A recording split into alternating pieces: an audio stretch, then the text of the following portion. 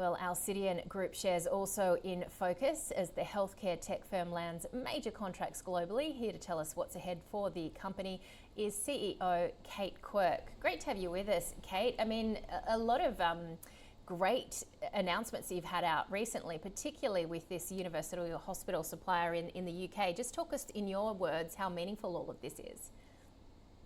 We've been building some significant momentum through FY25 and now continuing on into FY26 with some good announcements in both Q1 and Q2. Just after the end of the second quarter, we also announced that we were the preferred provider to deliver our platform as an electronic patient record for the University Hospitals Foundation Trust in Sussex in the UK. And this is one of the largest trusts in the United Kingdom or in England. It's our third electronic patient record contract, although the contract isn't signed, it is a preferred provider status. So we're in the process of contracting. Pretty confident about that progressing. We've been through a very stringent sort of process to get to this point, but it'll take a couple of months for it to go through those processes. But it'll be, expecting it to be at minimum of 35 million over a minimum contract period of 7 years. The details still to be worked out and finalised throughout the negotiation. All right, well, that's quite a big get if it all comes through, $35 million. You've also had new TVC sales in the quarter, about 15.4 million. What's driven this? Yeah, this was a very significant expansion to an existing contract that we have with Leidos Australia to provide a digital health platform for the Australian Defence Force. This is our third expansion of that contract.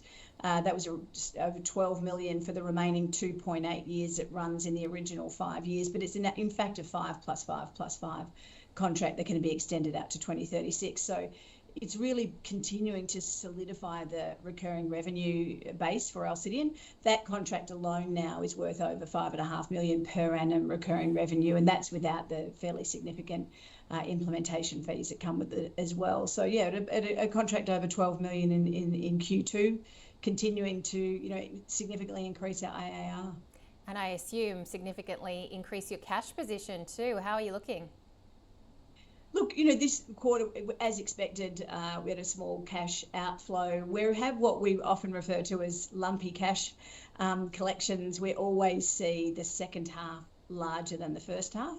It's a bit of a timing thing where we have a lot of invoices that go out in December and often they get paid just sort of in the new year, which we've already raised. I think we've already collected over $8 million in the first week of January. So cash is looking very solid. We've got no debt. The balance sheet is very strong.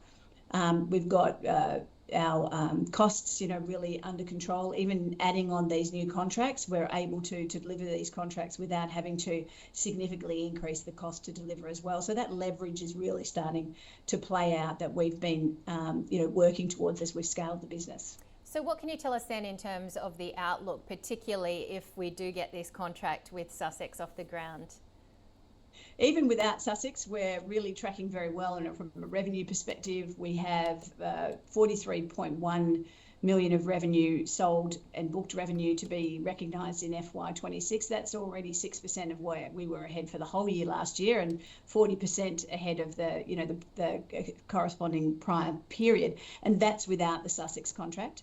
We expect that Sussex contract to contribute significant revenue in this financial year. We assume that we'll sign that on or around the end of the third quarter, probably the beginning of the fourth quarter. And then there's the opportunity that we've still got a half ahead of us to sell convert additional opportunities off the pipeline. So we're in a really, really strong position.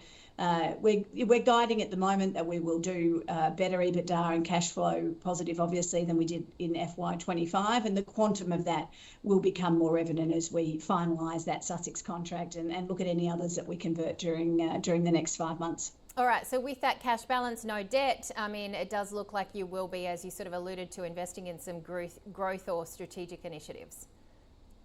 Look, our focus has been to sort of judiciously invest. We certainly invested to scale the business, and we've got the business in a really good position to deliver multiple large-scale contracts.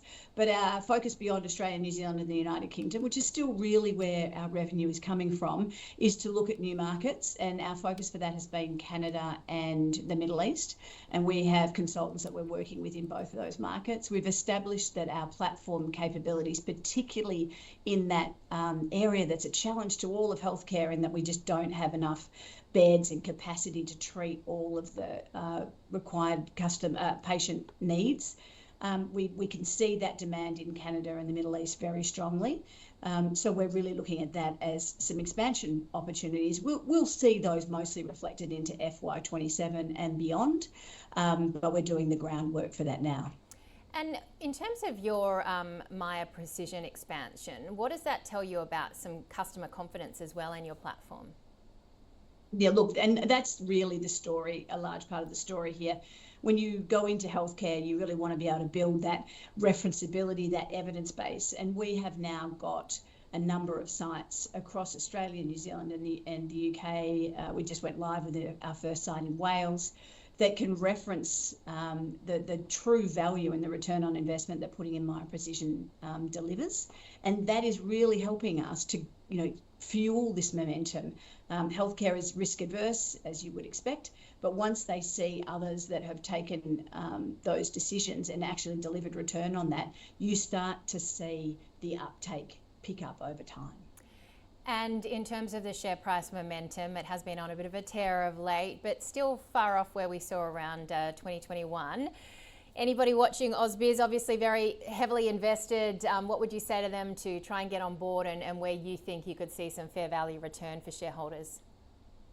I mean, I tend not to necessarily comment on where the fair value of the share price is, but I definitely, feel confident to say that we've been undervalued over the last year to 18 months, because we really have been converting quite strongly our opportunities, moving into cash flow positive, moving into EBITDA positive.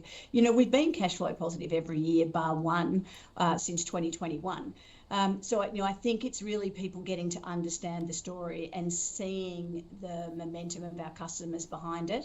That is really the trigger here. We have been investing, been winning some significant deals over a number of years, but now that we can deliver on those deals and do it profitably across the course of a year and multiple years, I think is a really important trigger for investing in Alcidion.